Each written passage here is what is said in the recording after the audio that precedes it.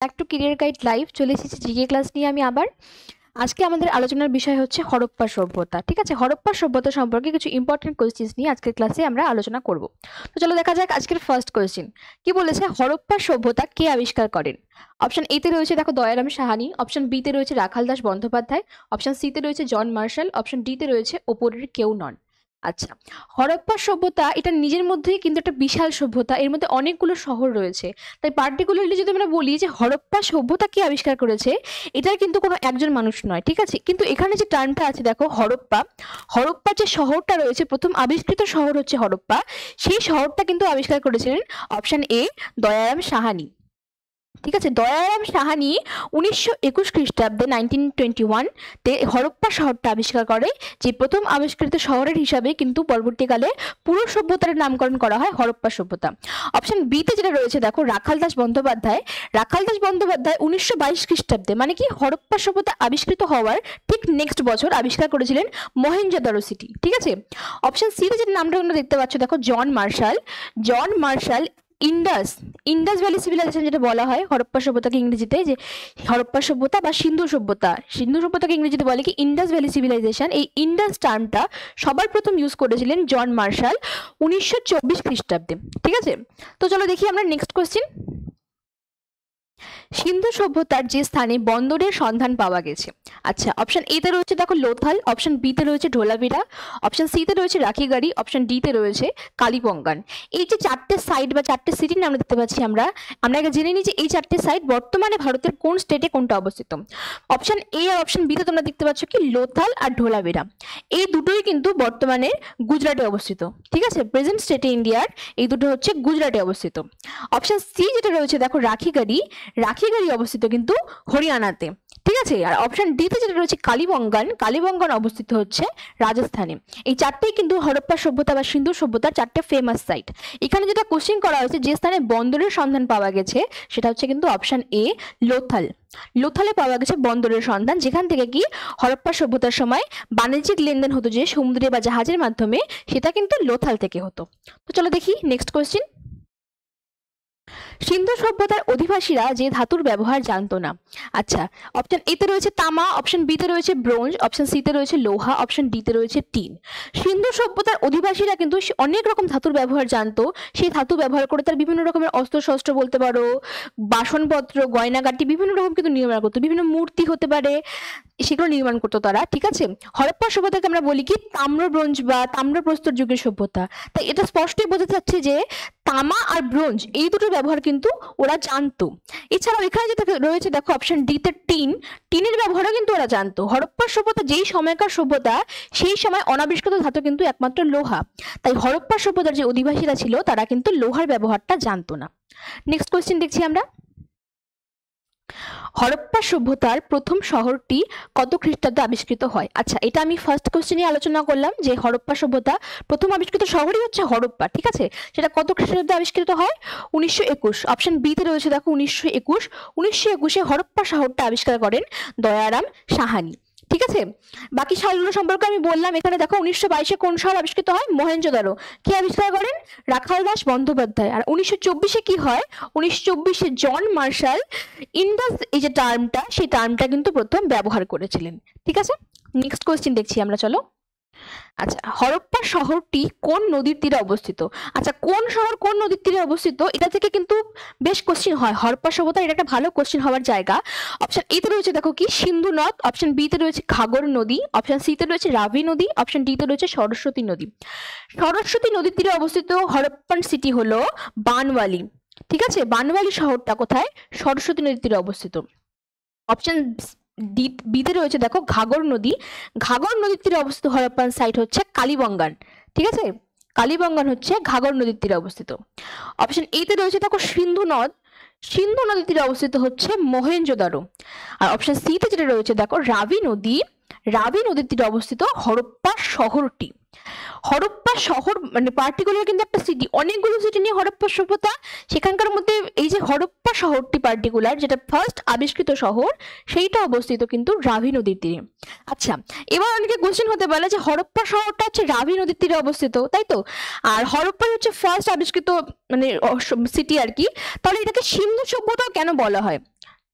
সিন্ধু সভ্যতা বলার কারণটা হচ্ছে কি, এই যে হরপ্পা সভ্যতার যে সম্পূর্ণ অঞ্চলটা, সেটা কিন্তু সিন্ধু আর তার যে বিভিন্ন উপনদী বা শাখা নদী রয়েছে, সিন্ধুর যে উপত্যকা, সেই উপত্যকার মধ্যেই কিন্তু এই হরপ্পা সভ্যতার বৃহৎ মানে বেশিরভাগ অংশটাই সিচুয়েটেড, যার জন্য কি প্রথমে এটার নাম ছিল সিন্ধু সভ্যতা। কিন্তু পরবর্তীকালে যখন খনন কার্য আরো চললো, তখন দেখা গেল কি যে না, শুধু সিন্ধু উপত্যকায় নয়, সিন্ধু উপত্যকার বাইরেও এই সভ্যতার বিস্তৃতি রয়েছে।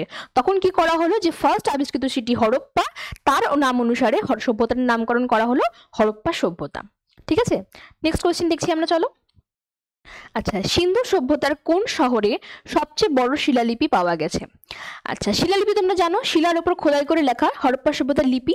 আচ্ছা, হরপ্পা সভ্যতা কিন্তু একটা কোশ্চেন হয় যে কোন যুগের সভ্যতা বা কোন ঐতিহাসিক যুগের সভ্যতা, এটা কিন্তু প্রায় ঐতিহাসিক যুগের সভ্যতা। ঠিক আছে, কারণ কি এই সময়কার লিপি পাওয়া গেছে, মানে লিখিত প্রমাণ পাওয়া গেছে এই যুগের, কিন্তু সেই লিপিগুলোর কিন্তু পাঠোদ্ধার করা সম্ভব হয়নি, তাই এটা হচ্ছে প্রায় ঐতিহাসিক যুগের সভ্যতা। কি বলেছে দেখো, সবচেয়ে বড় শিলালিপি কোন শহরে পাওয়া গেছে? অপশন এ তে রয়েছে মহেঞ্জোদারো, অপশন বি তে রয়েছে হরপ্পা, অপশন সি তে রয়েছে কালিবঙ্গান, অপশন ডি তে রয়েছে ধোলাভিরা। এই যে অপশন ডি তে তোমরা দেখতে পাচ্ছ ধোলাভিরা, ধোলাভিরাতে পাওয়া গেছে সবচেয়ে বড় শিলালিপি। এখানে একটা নাম আছে দেখো, অপশন এ তে মহেঞ্জোদারো। মহেঞ্জোদারোতে একটা জিনিস পাওয়া গেছে যেটা তোমাদের পরীক্ষার পার্সপেক্টিভে ইম্পর্টেন্ট, সেটা হচ্ছে কি বলতো, বৃহৎ স্নানাগার, ঠিক আছে, বা গ্রেট বাথ, এটা একটা। আরেকটা পাওয়া গেছে কি বৃহৎ শস্যাগার, একটা বিশাল বড় শস্য সঞ্চয় করে রাখা জায়গা। আরেকটা কি বিশাল বড় স্নান করার জায়গা, ঠিক আছে, যেখানে কি জল নিকাশি ব্যবস্থাও ছিল, যে না জল নোংরা হয়ে গেলে সেটাকে পরিষ্কার করা বা বের করা, সেই জল নিকাশি ব্যবস্থাটাও ছিল। এটা কিন্তু পাওয়া গেছে মহেঞ্জোদারোতে। ঠিক আছে, নেক্সট কোয়েশ্চেন দেখছি আমরা, চলো। আচ্ছা, হরপ্পার শিলমোহরে কোন প্রাণীটিকে অধিক দেখা যায়? অপশন এ তে রয়েছে গরু, অপশন বি তে রয়েছে হরিণ, অপশন সি তে রয়েছে সিংহ, অপশন ডি তে রয়েছে ষাঁড়। হরপ্পার অধিকাংশ শিলমোহর যেগুলো পাওয়া গেছে, সেগুলোতে কিন্তু ষাঁড়ের ছবি আঁকা। ঠিক আছে, এখানকার আরেকটা শিলমোহর বিখ্যাত, যেটা কি একজন মানে যোগী পুরুষ ধ্যান করছে, তার চারপাশে বিভিন্ন রকম অ্যানিমালসরা কি গোল করে আর কি বসে আছে বা দাঁড়িয়ে আছে বলতে পারো, আছে। তো সেই শিলমোহরটাও কিন্তু একটা বিখ্যাত শিলমোহর, সেটাকে অনেক সময় প্রোটো শিব বা কি পশুপতি শিবের শিলমোহর বলা হয়। বলা হয় যে সেটা নাকি শিবের আদি রূপ, সেই সময় মানে যেটার চল ছিল আর কি। একটা হচ্ছে তোমরা মনে রাখবে, তাহলে একটা হচ্ছে অধিকাংশ শিলমোহরে পাওয়া গেছে ষাঁড়ের ছবি, আরেকটা শিলমোহর যেটা কি একটু স্পেশাল, সেটা হচ্ছে পশুপতি শিব বা প্রোটো শিবের শিলমোহর। নেক্সট কোশ্চেন দেখছি আমরা, হরপ্পা সভ্যতার সবচেয়ে উল্লেখযোগ্য বৈশিষ্ট্য। অপশন এ তে রয়েছে দেখো বিনিময় পদ্ধতি, অপশন বি তে রয়েছে ইটের তৈরি বাড়ি, অপশন সি তে রয়েছে শাসন ব্যবস্থা, অপশন ডি তে রয়েছে স্থানীয় পরিবহন ব্যবস্থা। আচ্ছা, হরপ্পা সভ্যতার সবচেয়ে উল্লেখযোগ্য বৈশিষ্ট্য সেই সময়ের সাপেক্ষে, সেটা হচ্ছে সেই সময়ের নগর পরিকল্পনা। তোমরা ভাবতে পারছো কত যুগ আগেকার এটা একটা সভ্যতা, ঠিক আছে, প্রায় ঐতিহাসিক যুগের সভ্যতা, মানে কি যেই সময়কার লিপি আমরা পেয়েও পড়তে পারছি না, সেই সময়কার সভ্যতা। অথচ কি সেখানকার টাউন প্ল্যানিংটা ছিল অত্যধিক উন্নত, যতটা উন্নত টাউন প্ল্যানিং হয়তো আমাদের আজকের সমাজে এসেও আমরা করতে হিমশিম খেয়ে যাব, এতটা উন্নত। প্রত্যেকটা বাড়ির এন্ট্রেন্স কোথায় হবে, রাস্তা কতটা হবে, কিভাবে শেপ হবে, ঠিক আছে। প্লাস আরেকটা বিশিষ্ট কি হচ্ছে কি বাড়িগুলোর জল নিকাশি ব্যবস্থা, অর্থাৎ কি ঢাকা দেওয়া ড্রেন, অর্থাৎ ড্রেন থেকে যাতে গন্ধ না ছড়ায় বা নোংরা জল যে যাচ্ছে সেটা যাতে পরিবেশকে দূষিত না করে, তার জন্য কি ঢাকা দেওয়া ড্রেন বা মানে সুষ্ঠু জল নিকাশি একটা ব্যবস্থা ছিল।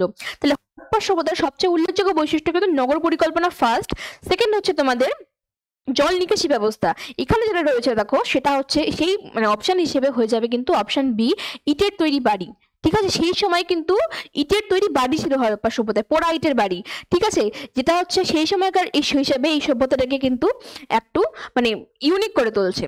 নেক্সট কোয়েশ্চেন দেখছি আমরা, কোন শহরটি হরিয়ানায় অবস্থিত? অপশন এ তে রয়েছে রাখিগাড়ি, অপশন বি তে রয়েছে লোথাল, অপশন সি তে রয়েছে ধোলাভিরা, অপশন ডি তে রয়েছে কালীবঙ্গান। কিছুক্ষণ আগে আমি বললাম কালীবঙ্গান কোথায় অবস্থিত, কালীবঙ্গান হচ্ছে রাজস্থানে অবস্থিত। ধোলাভিরা বা ধোলাভিরা এটা কোথায় অবস্থিত, এটা হচ্ছে গুজরাটের সিটি। ঠিক আছে, লোথাল, লোথালও গুজরাটের সিটি, আর এটা কি পোর্ট সিটি একটা বিখ্যাত।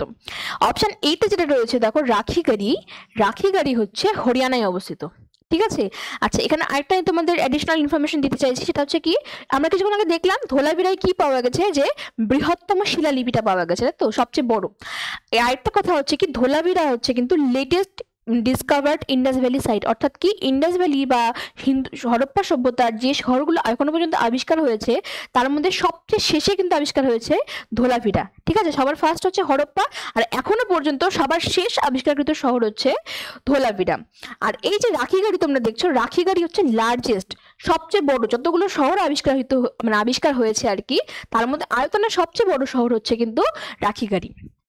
নেক্সট কোশ্চেন দেখছি আমরা, সিটাডেল নেই এমন একটি হরপ্পার শহর হলো। আচ্ছা, সিটাডেল কি জিনিস? হরপ্পার সভ্যতার যে নগর পরিকল্পনা ছিল তার মধ্যে একটা স্পেশাল বৈশিষ্ট্য ছিল কি, শহরগুলো মেনলি দুটো অংশে বিভক্ত। একটা অংশ হচ্ছে শহরের উঁচু অংশ, যেটা কি শহরের অভিজাত শ্রেণীদের বসবাসের জন্য, আর একটা হচ্ছে কি শহরের নিচু অংশ, যেখানে কি সাধারণ মানুষরা বসবাস করতো।